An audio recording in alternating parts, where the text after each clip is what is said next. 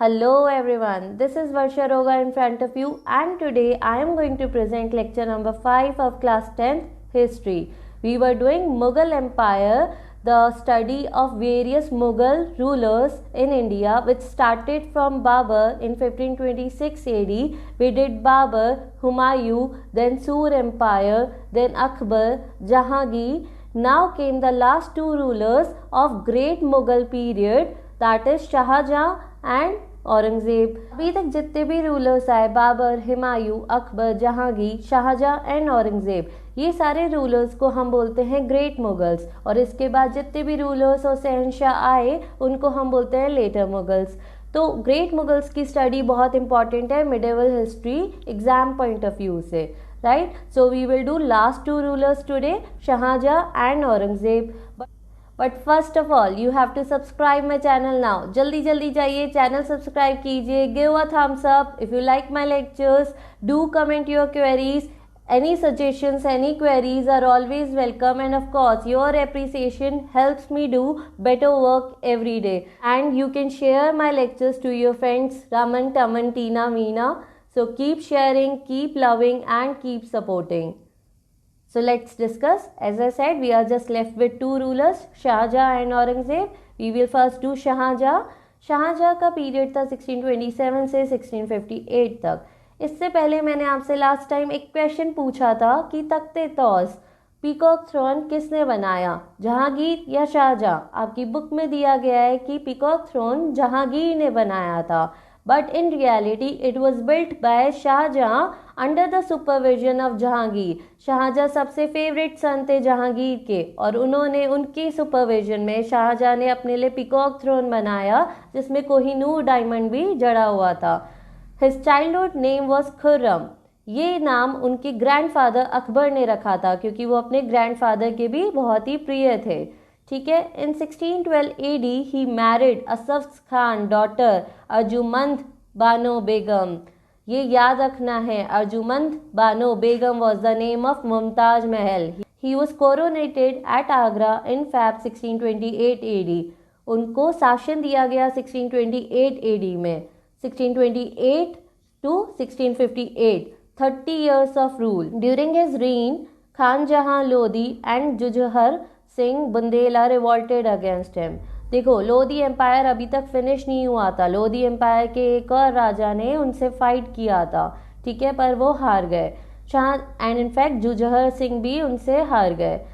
Shahjahan defeated the Portuguese at Hooghly in 1632 AD। Shahjahan एक तरफ Portuguese rulers के अगेंस्ट थे तो दूसरी तरफ ओटोमन एम्पायर टर्किश रूलर्स को वो पसंद किया करते थे। तो ये बात आपको याद रखनी है कि पोर्चुगीज को उन्होंने हुगली में हराया था। He merged Ahmadnagar in the Mughal empire and he defeated Bijapur Sultan Adil Shah. Bijapur Sultan Adil Shah को हरा के उन्होंने अहमदनगर को मुगल एम्पायर में मिला दिया। तो फिर क्या बीजापुर सुल्तान आदिल शाह बहुत बड़े दुश्मन थे मुगल एम्पायर के या मुगल एम्परर शाहजहां के? नहीं। एक ट्रीटी ऑफ फ्रेंडशिप साइन हुई जिससे ये दोनों फिर से फ्रेंड्स बन गए, और उसके बाद बीजापुर सुल्तान हमेशा मुगल एम्पायर के फेवर में रहे, पर अहमदनगर मुगल एम्पायर में तब तक मर्ज हो चुका था। Shahjahan made his son Aurangzeb the viceroy of Deccan. तो देखो, सिर्फ ब्रिटिशर्स के टाइम पे वाइस रॉय नहीं बनाए जाते थे, शाहजहां ने भी अपने बेटे औरंगजेब को वाइस रॉय डिक्लेयर कर दिया डेक्कन का। पर विधि का विधान देखो, औरंगजेब ने थ्रोन के चक्कर में, शासन के चक्कर में शाहजहां को ही जेल में डाल दिया, आगरा फोर्ट के जेल में डाल दिया। उन्होंने अपने ही ब्रदर्स दारा, मुराद, सूजा, इन सबको मार दिया और थ्रोन हासिल कर दिया। Shahjahan died in 1666 AD। अब बात यहाँ पर ये है कि जो जैसा करता है वो वैसा भरता है। मैंने, अगर आपको लेक्चर्स ध्यान हो, लास्ट लेक्चर्स, तो उसमें मैंने आपको बताया था कि कैसे जहांगीर ने अपने फादर के अगेंस्ट रिवॉल्ट किया था और कैसे शाहजहां ने जहांगीर के अगेंस्ट रिवॉल्ट किया था सिर्फ थ्रोन के लिए, राइट। तो इसी तरह शाहजहां के खुद के बेटे ने, औरंगजेब ने शाहजहां के अगेंस्ट रिवॉल्ट करा। ना केवल रिवॉल्ट करा पर उनको जेल में रहना पड़ा। 1658 में शाहजहां को उन्होंने जेल भेज दिया था और 1666 तक, जब तक वो मरे नहीं, वो जेल में ही रहे, ठीक है। 8 साल उन्होंने अपनी लाइफ के जो सबसे डिफ़िकल्ट पीरियड होता है, ओल्ड एज पीरियड होता है, उनको जेल में बिताना पड़ा, और वो भी अपने बेटे के ही हाथों। तो जो आप अपने पेरेंट्स के साथ कर रहे हैं बिहेव, शायद कल आपके साथ भी वही बिहेवियर हो। तो हमेशा इसलिए कहा जाता है कि अब अपने पेरेंट्स को कभी दुखी नहीं करना चाहिए। And I expect you to learn this teaching right here right now with me, कि हम आज से अपने पेरेंट्स को कभी दुखी नहीं करेंगे, ठीक है। क्योंकि जैसा हम उनके साथ बिहेव करेंगे, शायद कल हमारे साथ भी वैसा ही बिहेवियर हो, ठीक है। Now coming to the point, a succession battle called the Battle of Dharmat took place between Dara Shikoh and Aurangzeb। ये दोनों सन थे शाहजहाँ के, और बैटल ऑफ धर्मत हुआ इनमें, और जिसमें दारा शिकोह हार गए। French traveler Francois Berno and Italian traveler Niccolò Munci have described शाहजहाँ's reign। तो ये दोनों ट्रैवलर आए थे, फ्रेंच और इटालियन ट्रैवलर, जिन्होंने शाहजहाँ के बारे में बहुत ज़्यादा डिस्क्रिप्शन दिया, उधर की पॉलिटिकल, सोशल, इकोनॉमिक लाइफ के बारे में, उनके एडमिनिस्ट्रेशन के बारे में बहुत कुछ इन्होंने लिखा। तो ये दोनों नाम आपको याद करने पड़ेंगे, ठीक है, इसमें कोई डाउट नहीं है। अब देखो, शाहजहाँ की बात हो, ताजमहल की बात ना है तो कहानी कुछ अधूरी रह जाती है। आपकी बुक में ताजमहल के बारे में नहीं दे रखा, पर फिर भी हम थोड़ा ताजमहल के बारे में डिस्कस कर लेते हैं। शाहजहाँ 5th मुग़ल एम्परर थे, ठीक है, मुग़ल एम्पायर के वो 5th रूलर थे, और उनके टाइम पे मुग़ल एम्पायर अपनी पीक पे था। उनकी प्रसिद्धि, उनकी ग्लोरी हर जगह थी, क्योंकि वो मिलिट्री सर्विसेज में तो बहुत कुशाल थे ही, साथ में उन्होंने बहुत ज़्यादा आर्किटेक्चर डेवलप किए थे। आपने रेड फोर्ट देखा होगा, दिल्ली का रेड फोर्ट शाहजहाँ ने बनवाया। Jama Masjid, one of the largest mosque of the south Asia, उन्होंने बनवाया। Now comes the Taj Mahal, one of the 7 wonders of the world. ये शाहजहाँ ने अपनी बिलव्ड वाइफ मुमताज़ महल, जो उनकी 3rd वाइफ थी, उनकी मेमोरी में बनाया। It is considered as an epitome of love. ये 42 एकर्स की ज़मीन में बनाया गया। 1631 में इसको बनाया गया, और 1648 में ये बन के रेडी हुआ। तो मतलब 17 ईयर्स हो गए। 17 ईयर्स में 20,000 वर्कर्स ने 42 एकर्स की ज़मीन पे ताजमहल बनवाया, ठीक है। इसकी स्पेशलिटीज़ का वाइट मार्बल है, जो मकराना राजस्थान से लिया गया। कहा जाता है कि आप सब ने सुना होगा कि उनके हाथ काट दिए गए थे वर्कर्स के ताजमहल बनने के बाद, ये हाथ मुझे दे दे ठाकुर जैसे।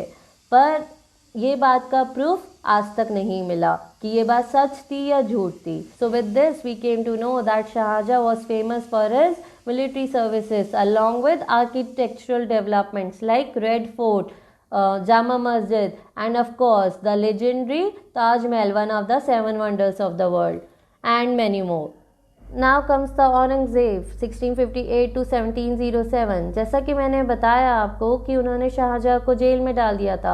इन reality Shahjahan got very ill, वो बहुत ही बीमार हो गए, और सारे बच्चों को लगा कि अब it is time to take the throne. तो इनके सारे सिबलिंग्स दारा, मुराद, सूजा एंड औरंगज़ेब में सक्सेसर कन्फ्लिक्ट्स चलने लग गए, ठीक है। और Aurangzeb won the revolt and the succession conflict, so he got the throne. उन्होंने शाहजहाँ को जेल में डाल दिया, ठीक है, और 1666 तक शाहजहाँ जेल में ही रहे, और उधर ही उनकी डेथ हो गई। फिर उन्होंने मारवाड़ के राठौस को, औरंगज़ेब ने मारवाड़ के राठौस को हराया, असम, कच्छ, बिहार, रंगपुर, कामरूप, इधर के रूलर्स को हराया, और जय सिंह को गवर्नर बना दिया डेक्कन का। Do you know who is जय सिंह? जय Singh was the king of Amer. Amer fort जो जयपुर में है, ठीक है। तो उन्होंने गवर्नर बना दिया उनको डेक्कन एरिया का, और उनको रिस्पॉन्सिबिलिटी दी कि औरंगज़ेब के सबसे बड़े दुश्मन शिवाजी को वो पकड़ के औरंगज़ेब के आगे लाए।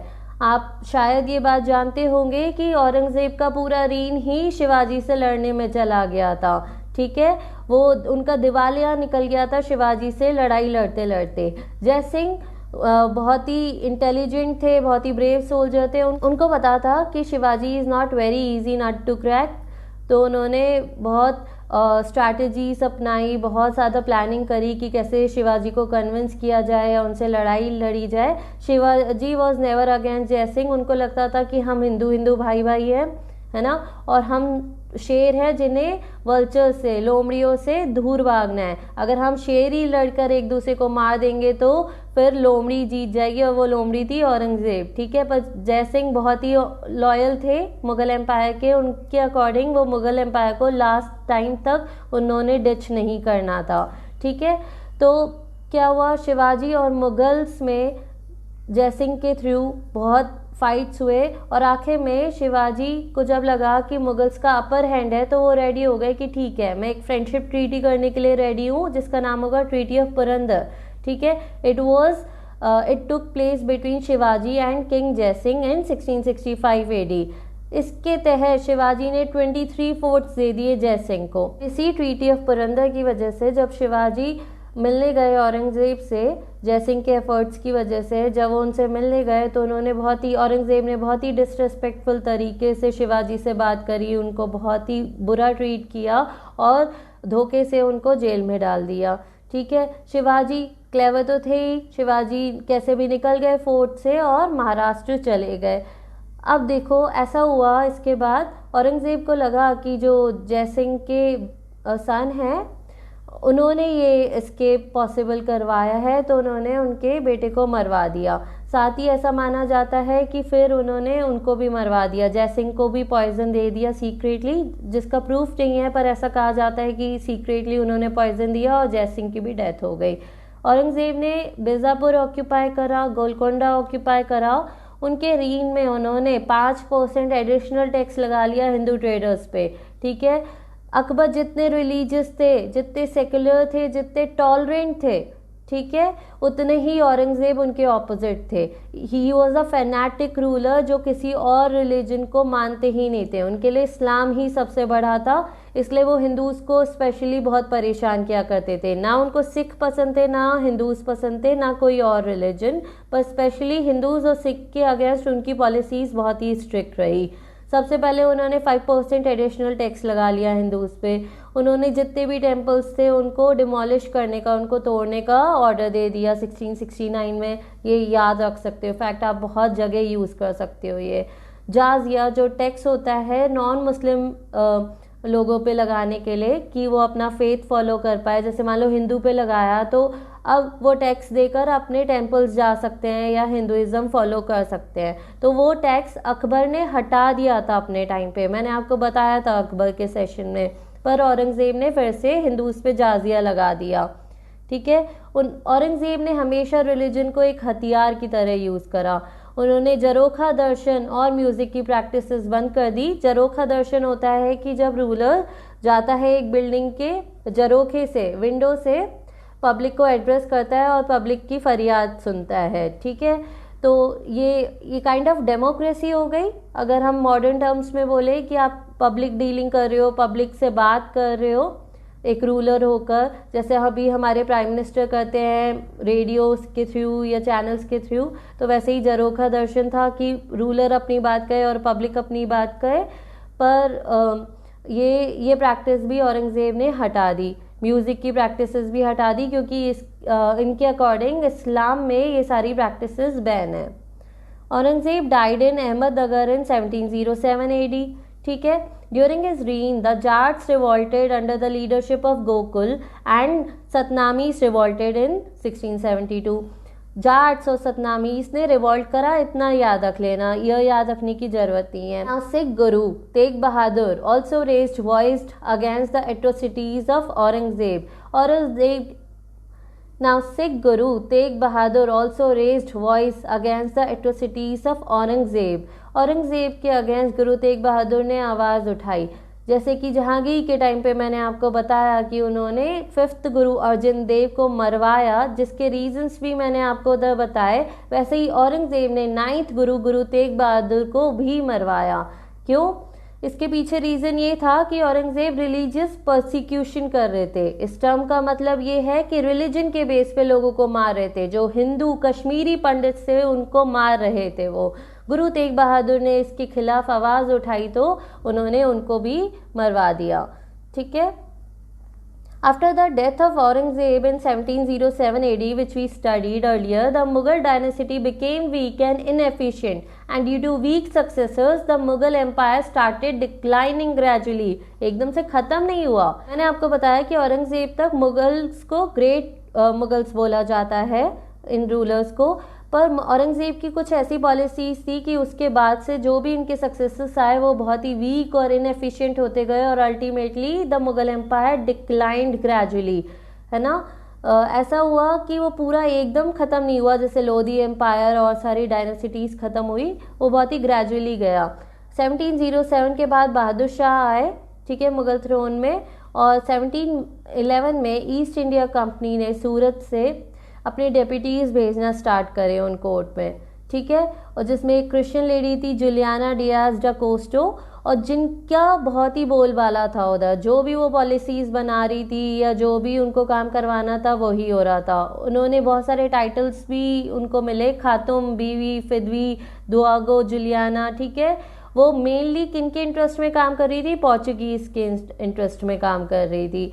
तो with this the power the influence of Mughal empire ended. इसके बाद जितने भी रूलर्स आए जिनको लेटर मुगल्स बोला गया, वो रूलर्स बहुत ही वीक और इनएफिशिएंट थे, ठीक है. उनका इन्फ्लुएंस, उनका पावर धीरे धीरे जाता जा रहा था, ब्रिटिशर्स का पावर बढ़ता जा रहा था. और अगर आपको याद हो तो मैंने आपको जहांगीर के रीन में बताया था कि कैसे British ambassadors Hawkins and Thomas Roe आए थे जहांगीर से ट्रेड परमिशन मांगने. तो ब्रिटिशर्स एरा तो तब से ही स्टार्ट हो गया था, उनका ट्रेड तो तब से स्टार्ट हो गया था, पर ब्रिटिशर्स का इन्फ्लुएंस अब लेटर मुगल पीरियड में ज़्यादा इंक्रीज होने लगा, ठीक है. So now the administration during the Mughal period, this we have studied in the earlier lecture. Now with this we have ended the rule of great Mughals till 1707 AD. इसके अलावा आपको अगर ध्यान हो तो फर्स्ट लेक्चर में मैंने मनसबदारी सिस्टम के बारे में बात किया था. तो मनसबदारी सिस्टम, जागीरदारी सिस्टम, ये सब हम नेक्स्ट लेक्चर में डिस्कस करेंगे. It will be a very short video of only less than 10 minutes. So do watch that. Very important topics from your exam point of view. So till then, be healthy, be safe, good bye.